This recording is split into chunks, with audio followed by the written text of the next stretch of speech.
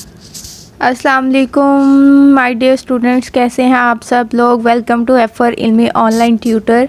Advertising का course हम start किए हुए थे। आज हमारा चैप्टर नंबर 5 है, कोर्स कोड 967। चैप्टर का नाम है एडवर्टाइजिंग मीडिया। एडवर्टाइजिंग को हमने पीछे भी बड़ी डिटेल के साथ पढ़ा था पिछली वीडियो में, और अब एडवर्टाइजिंग के साथ मीडिया का लफ्ज़ है, ठीक है।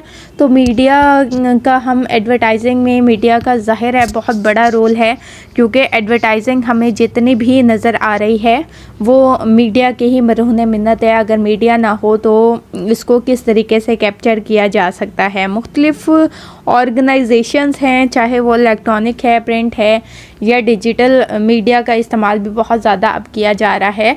तो यहाँ पे मुख्तलिफ़ मीडियाज़ के बारे में पढ़ेंगे। मैं आपके साथ आपकी रिसोर्स पर्सन फ़ाइज़ा गुल, और आप लोगों की मालूमात में इंशाल्लाह मज़ीद इजाफ़ा होता जाएगा। छोटी छोटी वीडियोस बना रहे हैं ताकि आप लोग बोर भी ना हों और आप लोगों को कॉन्सेप्ट भी आ जाएँ।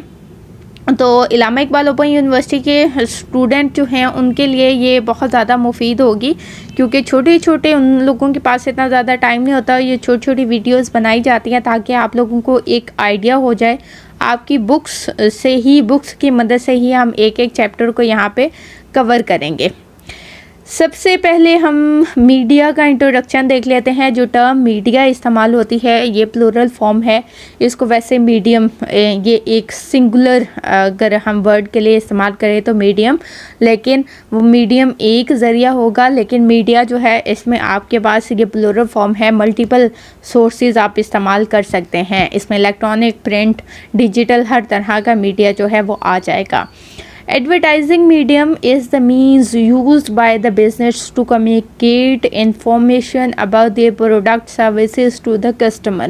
तो advertising medium क्या होता है?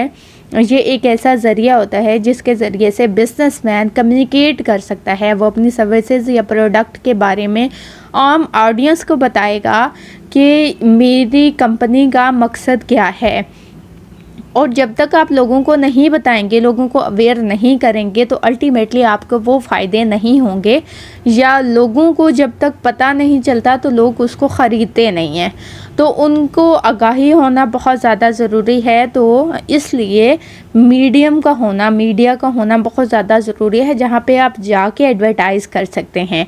आप किसी को हायर कर सकते हैं, किसी ऑर्गेनाइजेशन के साथ लिंक कर सकते हैं, ताकि आपका और कस्टमर्स के दरमियान एक अच्छा जो कम्युनिकेशन लेवल है वो बेहतर हो सके और उनको गाहे बगाहे इंफॉर्मेशन मिलती रहे आपके प्रोडक्ट के behind. The basic objective of advertising media is to place the sale message before the prospective buyer। असल मकसद तो यही होता है एडवर्टीज़मेंट मीडिया का कि वो मैसेज दे दें। वो एडवर्टीज़मेंट जो की जाती है, क्योंकि वो उस प्रोडक्ट के बिहाफ पे की जाती है, तो लिहाजा बायर्स को, कस्टमर्स को वो बता दिया जाए कि हमारी इस एडवर्टीज़मेंट का मकसद क्या है। बहुत सारे मुख्तलिफ़ तरीक़ेकार हैं जिनके ज़रिए से आप अपनी ख़ुसूसियत जो हैं वो लोगों को, वो कस्टमर्स को बता सकते हैं, ताकि अल्टीमेटली वो कस्टमर्स आपके प्रोडक्ट को ख़रीद लें। फॉर एग्ज़ाम्पल, हम न्यूज़पेपर का इस्तेमाल करते हैं, मैगज़ीन्स का इस्तेमाल करते हैं, जो कि प्रिंट मीडिया के एग्ज़ाम्पल है। फिर इसी तरीके से हम रेडियो के ज़रिए से, टेलीविज़न के ज़रिए से भी अपने मैसेजेस को कन्वे करते हैं। लेकिन रेडियो की जो एक ख़ास पॉपुलेशन है वो हमारी रूरल एरियाज़ के लिए इस्तेमाल किया जाता है, जबकि टेलीविज़न जो है उसमें रूरल और अर्बन दोनों एरियाज़ को टारगेट किया जाता है। ये नेशनल और इंटरनेशनल दोनों लेवल पे ही टेलीविज़न का इस्तेमाल किया जाता है। और यहाँ पे क्योंकि ऑरल और वर्बल आपको दोनों नज़र आ रहे होते हैं, विजुअल प्रेजेंटेशन नज़र आ रही होती है, इसलिए टेलीविज़न का इफ़ेक्ट जो है वो ज़्यादा लोगों पे आता है। फिर इसी तरीके से there are number of media available for the advertisers. अब तो मल्टीपल चॉइसेस आ गई हैं, जिसमें एडवर्टाइज़र्स जो हैं अपने बजट के लिहाज से, अपने प्लेसमेंट के लिहाज से, टाइम के लिहाज से वो इस चीज़ को डिसाइड कर लेते हैं कि हमने किस ज़रिए से एडवर्टीज़मेंट करानी है। यहाँ पे कुछ मेजर टाइप्स हैं मीडिया की, वो कौन कौन से हैं। Number 1 newspaper. न्यूज़पेपर के ज़रिए से कर सकते हैं, इसकी डिटेल अभी हम आगे देखेंगे। तो ये 7 टाइप्स ऑफ मीडिया हैं। न्यूज़पेपर, मैगज़ीन, डायरेक्ट मेल जिसको ईमेल भी कहते हैं, radio, television, outdoor media and last one is internet. Newspaper जो है ये फ्लेक्सिबल है।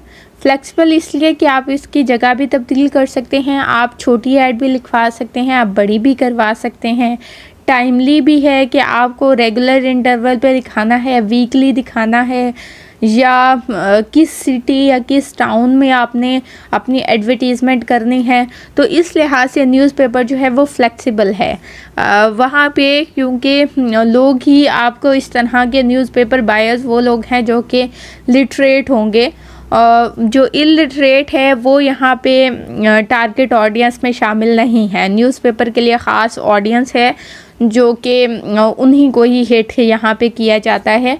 तो इसलिए भी कुछ दिनों के लिए उस न्यूज़पेपर के ऊपर आप अपनी एडवर्टीज़मेंट पब्लिश करा सकते हैं और ख़ास एक मार्केट को आप यहाँ पे कवर कर सकते हैं न्यूज़पेपर के ज़रिए से। फिर इसकी सर्कुलेशन कॉस्ट पे भी, क्योंकि ये लो होती है, सर्कुलेशन कॉस्ट इतने ज़्यादा नहीं है, इसलिए मार्केट में आप इसको ज़्यादा टाइम के लिए चला सकते हैं। फिर न्यूज़पेपर की जो लाइफ है वो कुछ ज़्यादा होती है, मतलब एक दिन की तो लाइफ है ही, लेकिन ये लॉन्ग टर्म लोगों के पास सेव रहता है। जब वो चाहें तो वो इसको डिटेल से पढ़ सकते हैं, ठीक है। तो इसलिए वो न्यूज़पेपर के ऊपर जो एडवर्टीज़मेंट करवाया जाता है, वैसे तो वो शॉर्ट है क्योंकि एक दिन के लिए है, लेकिन वो लॉन्ग लास्टिंग इसलिए है क्योंकि वो महफूज रहता है लोगों के पास। मैगज़ीन भी एक एक्सीलेंट मीडियम है जो कि हाई क्वालिटी प्रिंटिंग का यूज़ किया जाता है। इसमें कलर्स डिसाइड किए जाते हैं क्योंकि कलरफुल मैगज़ीन आपको नज़र आता है, जबकि हमारा न्यूज़पेपर जो है वो इतना ज़्यादा रंग बिरंगा नहीं होता, वो आपको ब्लैक एंड वाइट ही ज़्यादा नज़र आता है। तो मैगज़ीन इसके मुकाबले में ज़्यादा अट्रैक्टिव है, लेकिन यहाँ पे भी यही है कि ये नेशनल मार्केट है, इसकी कॉस्ट जो है वो कम होती है क्योंकि ये इंटरनेशनल तो है नहीं, तो with in cities, with in nation ये उसी मुल्क के अंदर ही रहेगा, तो इसलिए मैगज़ीन की प्राइस भी कम होती है। फिर magazines can also be use to reach a select audience with the minimum wastage in the circulation. तो जाहिर है मैगज़ीन हमारे वीकली या फोर्टनाइटली, मंथली इस तरीके से होते हैं, तो इसलिए उतने ही ड्यूरेशन के अंदर रहते हुए आप अपने प्रोडक्ट को एडवर्टाइज़ कर लेते हैं, लेकिन न्यूज़पेपर की निस्बत ये थोड़ा सा कॉस्टली होता है।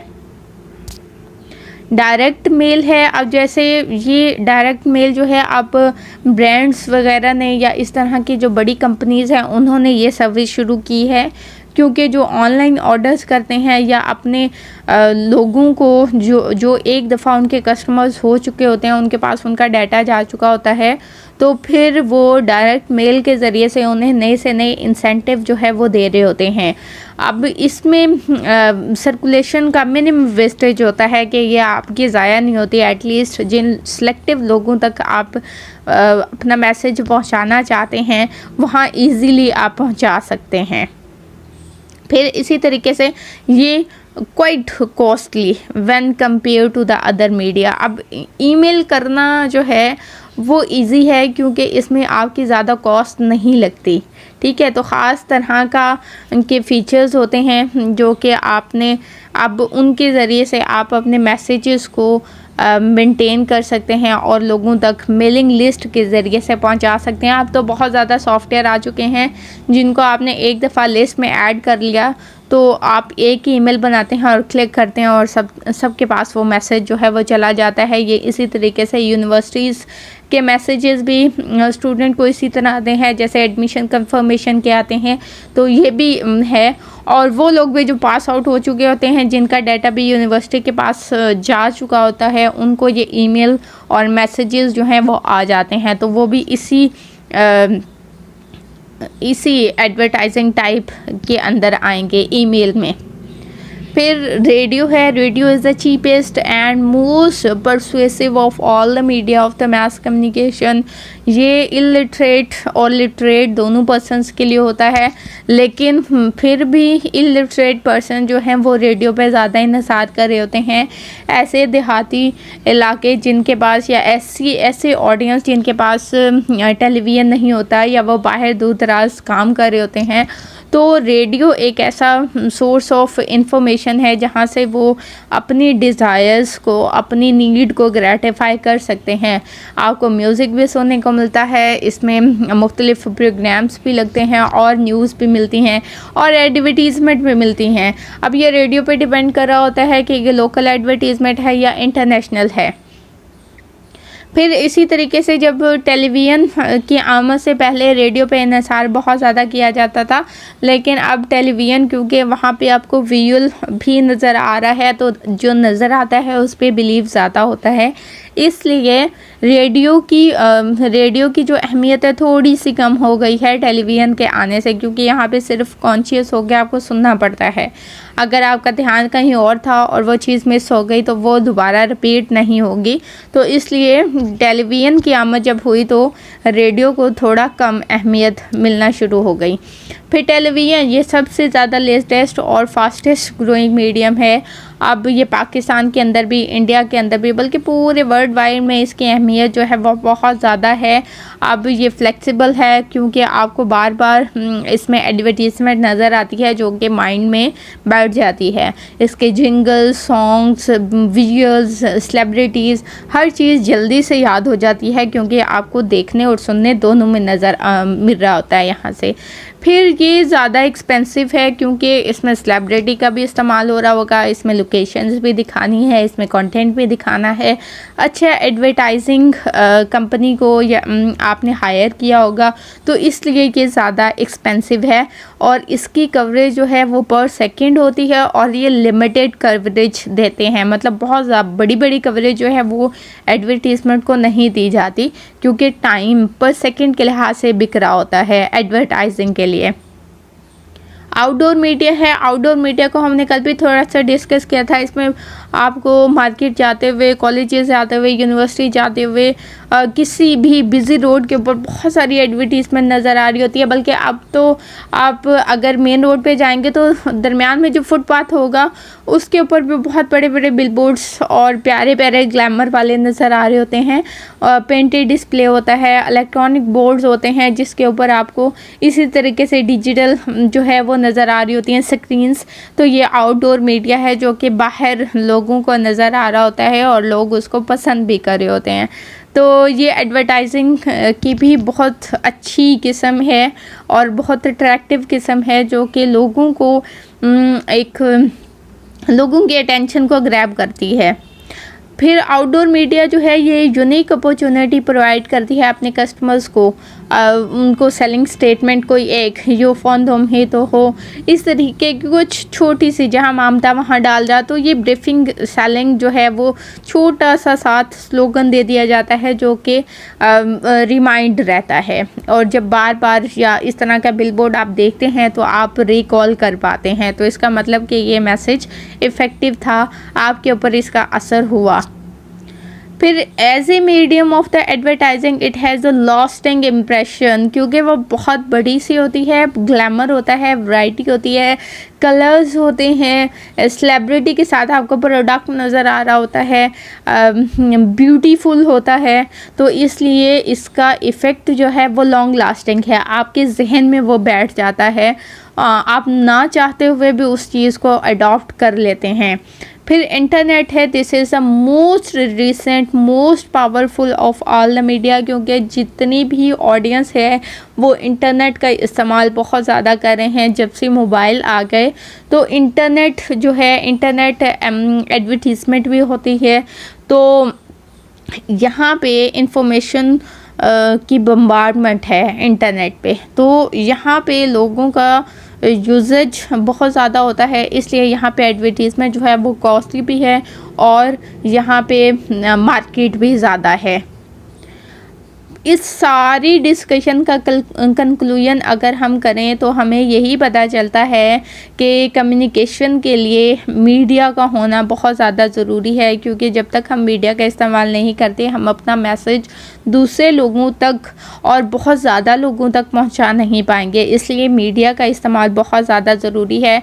मीडिया हमारे डेली लाइफ के अंदर इस्तेमाल किया जा रहा है, which can be considered the best for all the types of companies and every type of companies and every type of product and services। हर तरह की सर्विसेज के लिए हर तरह की कंपनीज जो हैं वो एडवर्टाइजिंग मीडिया का इस्तेमाल कर रही हैं, और उनके करने का मकसद यही है जो अपने प्रोडक्ट को इंक्रीज़ करना, लोगों को फेमिलियर करवाना कि ये भी प्रोडक्ट है, ये भी आपकी नीड है। जब हम लोगों की नीड्स को ग्रेटिफाई करते हैं तो अल्टीमेटली कहीं ना कहीं बेनिफिट्स जो है वो मिल जाता है। तो फेमिलियर कराना बहुत ज़्यादा ज़रूरी होता है। अगर नहीं करवाते तो फिर कहीं ना कहीं कंपनी लैग कर जाती है, क्योंकि ये कॉम्पिटेंसी का दौर है। तो जिस तरह ऑडियंस चाहती है वैसा ही दिखाना बहुत ज़्यादा ज़रूरी है। Thank you for watching my video and it's humble request to like and subscribe my channel. और आप लोग जो हैं वो रिकमेंडेशन भी दे सकते हैं। अगर आपको वीडियो पसंद आए तो प्लीज़ इसको दूसरे लोगों के साथ भी शेयर करें। इंशाल्लाह बहुत जल्द नेक्स्ट वीडियो के साथ मिलेंगे। तब तक अपना बहुत सारा ख्याल रखिएगा।